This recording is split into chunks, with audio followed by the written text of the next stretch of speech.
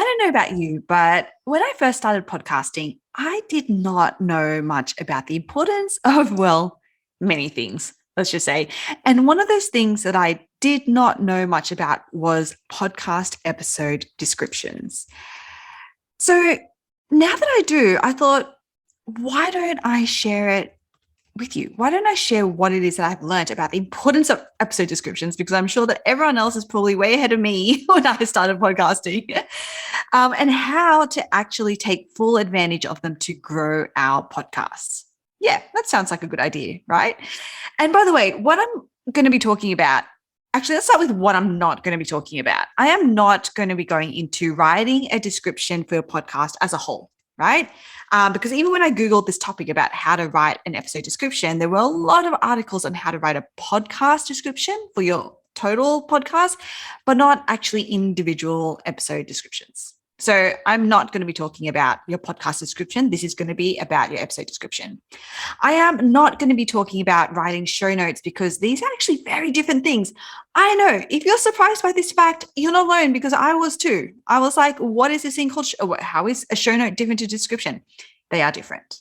Trust me, they are different. And we will get into that probably maybe in a later episode. And what I'm going to be sharing with you is also not going to be general tips. Okay, we are not going to keep it, we're not going to do generalizations like keep it short or use keywords or don't use clickbait. These are things that, again, when you try Googling how to write an episode description, are things that comes up. We are not going to keep it general. So what am I going to actually be talking about today? Well, we are going to get into it. We're going to get into the nitty-gritty of exactly how we're going to write episode descriptions that will get you instant listens. My name is Deirdre Shen, the CEO and co-founder of Capshow, the world's first AI-powered podcast copywriter, and this is the Grow My Podcast Show.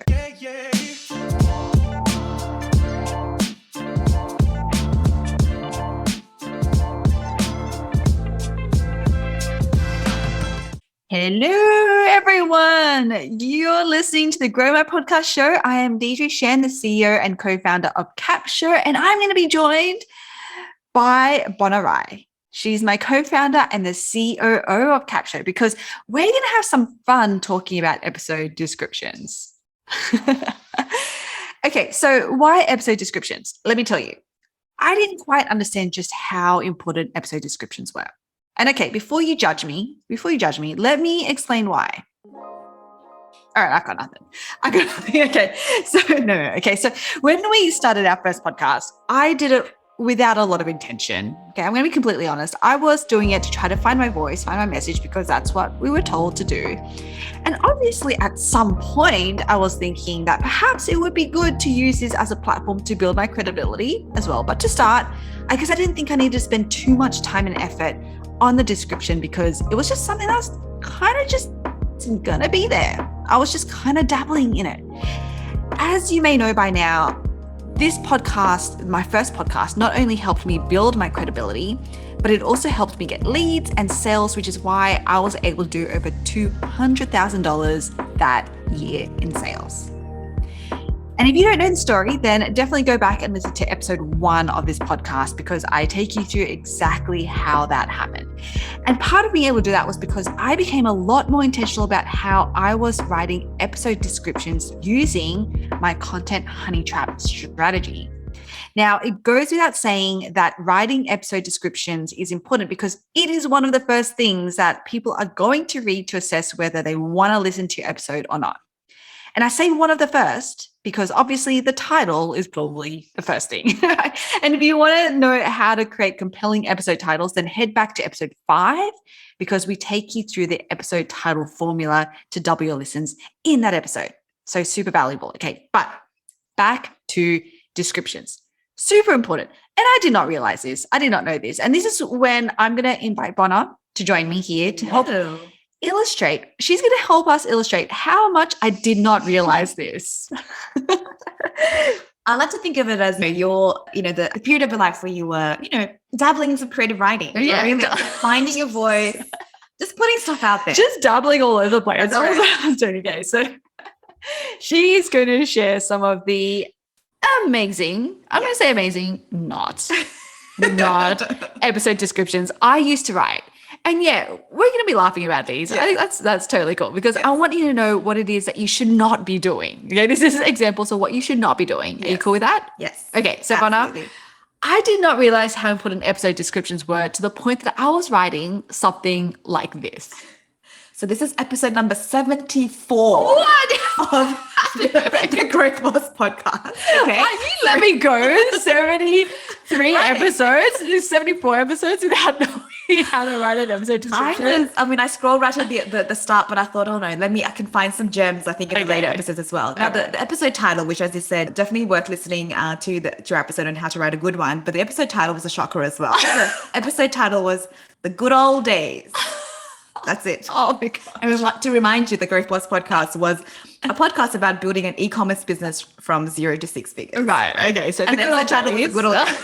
I was like, okay, what were the good old days? So I did click through. Okay, so that definitely, if you go back to episode 5 and listen to how to write a good title, this did not tick any of those. This breaks all of those rules. Just flies in the face of those rules. And you're like, you know what? Whatever. The good old days. Okay. Now let's get to the description. I remember some of the good old days, ... when things were simpler, ... There were no bills to pay, ...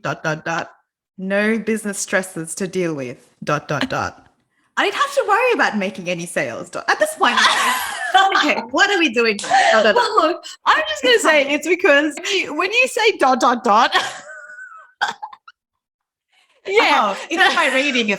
Of course, it's not in your writing, it's my reading. My bad, yes. And remember, there's paragraph breaks here too. So people are really hitting the level. Really scrolling. Because I can't wait. But I also remember how badly I wanted to grow up and be an adult.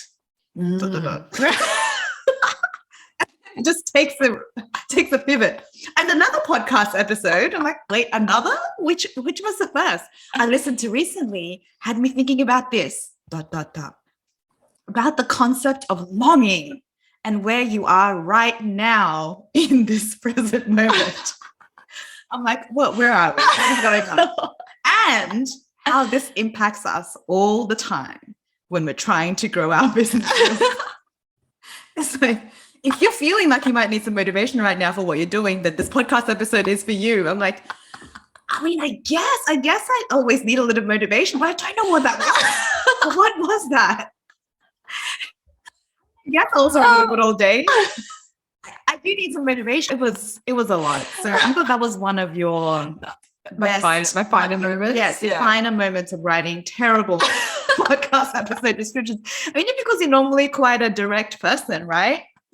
Oh my gosh. Okay. Is a good example. So tell me I'm not alone here, you guys. Like, you know what? Email me at hi@capture.com and let me know if writing these descriptions is something that you also struggle with. Because I'm sure that at the time I had no idea what to say. I don't know what to talk about. Yeah. You can see the effort there. Yeah. Right? Yeah. And so you guys, tell me I'm not alone. Email me. And you know what? Send me in your best. And when we say your best, we actually mean your worst description too, so that we can have a laugh together. Because as you can see, I mean, I was in fine form with that description. Absolutely. Yeah. Absolutely. Yeah, it got me, that's for sure. All right. Okay. So let's go with another one. Okay. All right. So then now there's a really big difference here. Now I'm talking about another podcast that we used to host together called the Remarkable Entrepreneurs Playbook. And that was the premise was a little bit broader. And now we're in episode 5, it's much better. So the title of the episode is Why You Need This. I assume this podcast, but we're not dissecting titles anyway. Just so you know, episode 5, Why You Need This podcast. We're diving into exactly how this podcast is going to help you let your remarkable flag fly. That's it. I'm also craving the ... now. I'm like, I wish the good old days of the ... I wish that, because I'm like, okay, yes, again. Do you not want to know why you need to let your remarkable flag fly? Look, yes, I think so, because I'm like, okay, so Remarkable Entrepreneurs Playbook. I have a flag. I get the freak flag fire reference. So I was like, that's pretty clever. Yeah. And that's what I was like, okay, this is confused. That's definitely the side of me that was just like, you know what? Direct, short, Exactly. To the point. Exactly. It's The other end of the spectrum. the other end. Yeah. You take it or leave it, basically. Okay, so these couple of examples you can probably see is why I created Capsho. Yeah. Right? So that I never had to write these things again because this is hard. This is hard. So Yeah, easy to laugh about it. That's right. Because I wasn't writing these. Yeah. I was just on the sidelines laughing instead. Being utterly unhelpful. But you're right. You're right. Easier said than done. it's easier said than done. Yeah. Easier than done. So this is the thing. We know firsthand, you've heard it firsthand, how difficult it is to write an episode description. You've had that sneak peek into what it is that you should not be doing. So what we're going to do now is we're going to take a quick ad break and then we'll be back with what it is that you should be doing. Okay. We have a 3-step formula because everything that we do ends up being a 3-step formula for some reason. So we're going to go into that exact strategy that is actually also using content honey traps, which is pretty cool. All right. Exciting. So we'll be right back. What if I told you that with just a quick upload of your podcast episode audio, you could get amazing first drafts of your episode titles, your descriptions, when we spoke about this episode, show notes, social media posts, and promotional emails created for you, drafts that you can actually edit on the spot. Tell me more. No more blank page syndrome. Now, what if I told you, on top of this, that the world's first AI-powered podcast copywriter is actually right around the corner? Oh my gosh. And can we just clarify that this AI-powered podcast copywriter does not write in ... That's where your editing comes in. The first draft will not have ... but if you really want to If I want to add that, I'm like, okay, you can. cool. This is the thing. Okay, yeah. It's ultimately your description. Highly not advised, but if you want a couple of ... in there, you can add them. That's the beauty of it. But now, what if I told you that you actually have the chance? So you, dear listener, have the chance to be one of the first to try this podcast copywriter that is powered by AI for free. My mind is actually blown. Like, I'm sitting across from Bona and she's seeing my mind being blown right now. Literally, it's in fragment. It's splattered across the... No, you don't know what? We honestly joke about this, but it's actually It's crazy. It's my mind does get blown that this is possible, right? Because as Capsho, we are launching the world's first AI-powered podcast copywriter very soon, and we're actually actively inviting experts who are currently podcasting to become one of our founding members for our beta version of the software. Beta. Not beta. No, beta. Beta. Yeah. I'm still learning. So you can learn all about our beta program at beta.capsho.com, beta.capsho.com. And you can click through on there just to do a really quick application to tell us a little bit about you so that we can then invite you to become one of our amazing founding members. Oh my God, this is so exciting. Get in.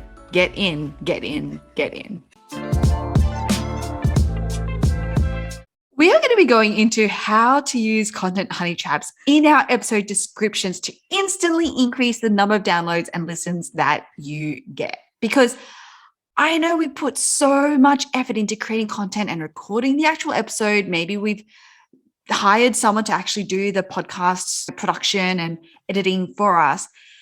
And a lot of times we think that that's it. That's all we need to do to get this thing right. But it's actually not. This is the mistake that I see time and time again. This is just one of the puzzle pieces. Like, your actual podcast is just one of the puzzle pieces, because is there even any point in creating the best podcast content if no one is even going to listen to it? I don't know about you, but I definitely want to get an ROI on this time. So yeah, I'm going to want people to listen to this. And to do that, we need to create compelling episode descriptions. Okay, so let's get into how we do that. And we're going to skip the generic advice, let's keep it short, blah, blah, blah. We're going to get straight into the heart of it, okay, by using content honey traps. That is literally the first sentence of the description. Yes. Is to actually use a content honey trap. So the reason why we want to do that is because we are always, as copywriters, or even not even as copywriters, as business owners, really, as entrepreneurs, whenever we write any type of copy, sales page, email, social media post, whatever it is, we need to know, if we don't already know, that we have to start with a hook, with a curiosity hook. And this is where the whole content honey trap system comes into play, because we are all about creating that curiosity, because we want to compel people to do that next thing that you want them to. Yes. In this case, episode descriptions, we want to compel people to actually listen to your podcast episode. Yes. So we want to tease enough so that it lets the listener know what it is that they're going to be in for. Yeah. But we don't want to tell them, because we want to do it just to the point where we open this loop in their minds and they're like, oh, dang it, I need to close this loop. Yeah. Let me listen to the episode. Yes. Right? Yes. So this is where content honey traps comes in. Yes. So I want you to, I think when, we got to episode 74, 75, and you were probably like, you know what? Let me do the copywriting. This is way too fun to have you do it. Let me do the copywriting. So as our expert copywriter, can you take us through what the top, so we have 8 mental models, content honey traps. Again, you guys, if you do not know what these are, go back to episode 1 and 2. So in episode 1, we break down the story-based ones, content honey trap mental models. In episode 2, we break down the tips-based ones. Yeah. But out of those 8, you've actually got a handful that you, when you think about descriptions, that you lead with. Yes. So can you take us through what the top ones are that you would start with? Yeah. So the first one, because creating, everyone knows that they need to create curiosity and hook people in, but it's like how, right? So these are really powerful ways to think about it. So one of the 4 that I find works really well and is easy place to start is the boxer. So the boxer is one of our content honey trap models, and it is couched in a pain point that your ideal listener really knows very, very well. So it's really about how can you structure the sentence, the first part of your episode description, into a question, is usually the most powerful form, about a pain point that that they will know intimately. So for example, in our case, an example of that is like, are you feeling fatigued and frankly embarrassed, constantly promoting a podcast on social media, not getting any engagement? So we've heard that time and again, saying, I know I need to do it, but it's kind of embarrassing. Like it's another audiogram or another graphic I've pulled together, and it just doesn't work. It doesn't work. What's even the point? Exactly. The feeling fit, and it's like, yes. So it's again, it doesn't have to be anything, crazy. Like this is the thing. Don't think you have to be clever with it. Just get right to the point. So a pain point works really, really well, especially if and that's the way you live, where you help people solve problems. So the boxer is a really, really good one. Now, I know you use the boxer quite well to a lot of the time. And because there's just so many different ones, the main thing here is to be specific with the one that you're picking. The other one that's an interesting one to try is what we call the rebel. So this is, especially as experts who podcast, you would have a very specific perspective and way that thing that you're teaching people, right? So this is really about making a powerful statement that goes against, say, maybe conventional wisdom in your space, or it's kind of busting a myth, that a lot of people still believe. So this is like, again, it kind of just really arrests someone's attention, because they're like, oh, I hadn't thought of it that way. Or, yes, I believe that too. Now let me follow through on this. So an example in our case would be something like, what if I told you repurposing content doesn't actually give you scale? Yes. Right? Yes. Because that's bandied about a lot, to say, just repurpose one piece of content and you're going to get scale. And we have a whole philosophy around that, which we're not giving away in the description itself. But it's either going to be people saying, hang on, I don't know if I agree with that. Wait, isn't that what everyone says? It opens a loop, like you said. Or they're like, oh, finally, someone else who also thinks the same thing. Now let me listen to this person. So again, it's super relevant. So they know it's relevant because it relates to the topic, but it opens a loop that they just need to close. So that's the rebel, the second out of 4.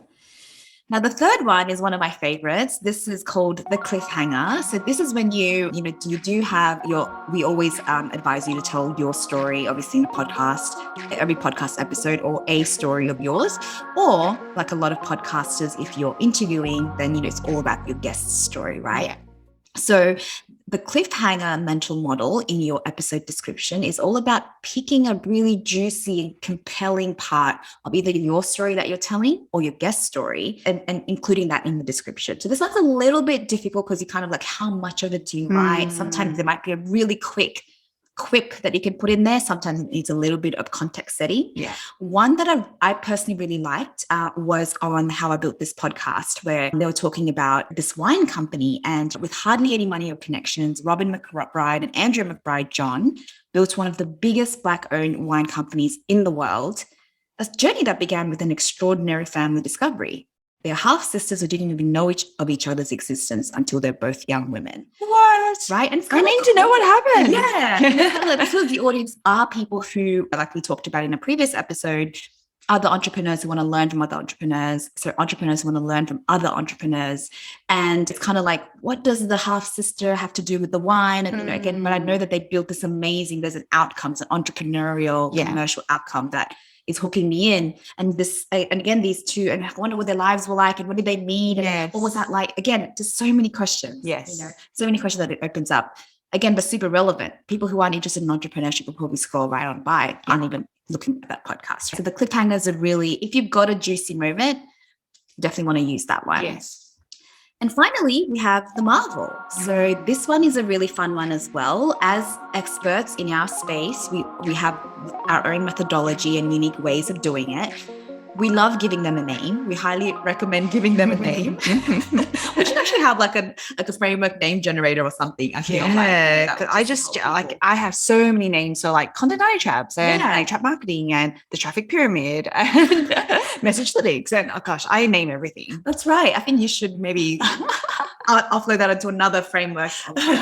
Anyway, but why that works really well is it's not to be like, kitschy about it. It's just more like it grounds it in something. Again, creates curiosity to be like, I want to know what that means, but then you link it to an outcome. So you want to mention either what you use or your guest if you're interviewing people, and then to say, learn all about that in this episode, right? Yes. So you're opening up another loop to say, yep, this is the outcome that I want. So, it doesn't even have to be anything too creative like content honey traps. We've used sub frameworks like our 5-minute episode titling formula. Yeah. Again, it's super simple. You know exactly what you're going to get. It's the 5-minute thing for me, and it's like, and I struggle with episode titles. Let me listen to what this framework is all about. Yes. I love that. Okay. So just to recap, that first sentence of your episode description should have that content honey trap. That's where you should be laying it. You should be laying content honey traps everywhere through your funnel, but really because we're focusing on descriptions, that should be your first sentence. What is that? How do you create a curiosity? And Bono just went through 4 really powerful mental models to use. So the boxer, the rebel, the cliffhanger, and the marvel. So you guys, if you need to pause this, go back and listen to what those were, go do that. But that is incredibly important. So that's the first sentence. All right. Yeah. Then we get into the second sentence. And this is all about what it is that your audience is going to learn. Yes. Okay. What is that tangible outcome that they are going to get from listening to this episode? So you've hooked them in, they're like, oh, I need to know more. And then you've given them value. You're like, and if you listen to this episode, not only will I help close that loop for you that I just opened up, but you're actually going to take away these things. Yes. Right? Super valuable. That's what people want to see, because they're like, well, if I'm going to give up 30, 40 minutes or whatever of my time, I want to make sure that I'm going to get the thing, I'm going to get the goods. So talk us through how we craft this, or like, what do we think about for the second sentence? Yeah. I don't know about you, but definitely writing this part of it feels a little bit easier, because I'm like, now I can just go into my coach mode and be like, I don't have to think about all these, curiosity hooks and stuff like that. But yeah, this is about keeping it really short and simple, and it has to be tangible. So here's what you're going to learn. I'm also working on things like, because this is prime real estate, how can you take out filler words like in this episode? So I'm trying to think of this is what you're going to trying to be as punchy as possible, because again, people are already in your description, right? We don't need all of the extra lead-ins. So keep it really, really short. What is the most tangible outcome they're going to get? Two things work really well here. Like with everything, episode description, people are constantly scanning. So what helps scannability is, if you find that you do have quite a lot of takeaways you're giving away, bullet point works really well. So you can just be like, these are the things. Or if you're like, there's just this one super juicy thing, just one brevity. Exactly. Just one to say, this is the thing you're going to take away. I'm done. I'm sold. Yes. So that is how I like to think about it. Keep it as short and as succinct as possible, because if they've got to that stage, the hooks worked really well. Yes. People are going, okay, now, as I say, it's a logical decision to go, is it worth my time? Yes. What am I going to take away from this? Make it tangible, make it real, either one big outcome or in list form that's super easy to scan. Yeah. Wow. Gosh, that's so simple, you So guys. simple, yeah. So first sentence, hook them in. Second sentence, tell them, give them the value, like what is the tangible outcome that they're going to get. And the third sentence or section, and you can already see, I don't need to tell you to keep this short because we've already done that work for you. You're going to keep it short because this is just a 1, 2, 3. So third sentence is, if you have a guest, you want to put their bio in, just a short bio, not a full page one, just one sentence. If you don't have, and so if you have a guest, put the bio in and then also a link to the show notes. If you don't have a guest, then just a link to the show notes. Yeah. And this is really important, okay, because this comes back to there's a description, there's a show notes. What? Yeah. So yes, you need show notes. Show notes is really important, and we probably will get into this in another episode, but one reason why they're super important is because it makes you searchable. It does. On Google. Yes. I was like, anywhere else? But mainly Google, because that's where most of the searching happens. Yeah. That people still use apparently. Yes. You need show notes because the show notes live on another website page. There are tools that can help that super simple for you if you don't want to build a website or if you don't want to bother with that. You want to have your show notes there because then you can actually go into more depth. Yeah. And have really, really targeted, clear call to action. Yes. Right? Yeah. This is our whole, when we talk about content honey traps and laying them through your front end funnel, it's very much how do you go from promoting your podcast to getting them to click on the link to go to and then obviously they have to know that the title, hooks them in. They're like, yes, this is a topic that I'm interested in. They start to read the description just to double check. And this is what we're talking about in this episode. They listen to your podcast. And then what you want them to be doing is to go to your show notes. Yes. Because then you can go crazy with like, these are all the call to actions and these are the things I want you to do. I mean, obviously not too many. So maybe I take go crazy back. But super important. Yeah. Anything that you wanted to add to this last section? Yeah, no, I think this is a really crucial part of it. Like we talk about, obviously the guest is important, but people miss the show notes all the time. And we get it. It is an additional task and feel really laborious, but it is really well worth your while because for people, like I said, that are really, because this is the other thing too, people read your description after they listen as well, because instantly, if you've done a good job in your episode, they want to go back and say, I want to know more, or what was that, that thing again? And there you can get them to click. So all I can really say is that's really important. And then, the show notes, writing show notes can be a bit of a drag, which is Capture is going to help you with. Capture does it all. And you know what? In fact, Capture actually helps you with these descriptions. So exactly what we spoke through, this is how Capture does it too for you instantly, just off your audio. You don't even have to do anything. I mean, you can edit it and add the dot if you'd like to. Of course. Yeah, because Capture can't quite do that. And we're not building that. Even though Deirdre tries to prioritize it on our board, we're like, no, dot. So look, Capture's got your back. Capture has got your back. And in fact, what we'll do for those of you we will definitely leave in the description, in fact, a link to sign up to the beta for Capture. Yeah. That is going live June 1st. In the meantime, if you're still struggling with your episode descriptions, which is why you're listening to this, we will drop a cheat sheet as well. Yes. With just these three, like one of these three things, just so that you have a reminder so you can grab those in the show notes too.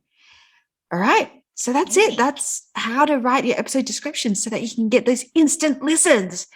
This is so simple, you guys. You got to do this and let us know how it goes for you. Take a screenshot. In fact, if you are listening to this and you're like, oh my gosh, you guys, this is amazing value that you added, take a screenshot.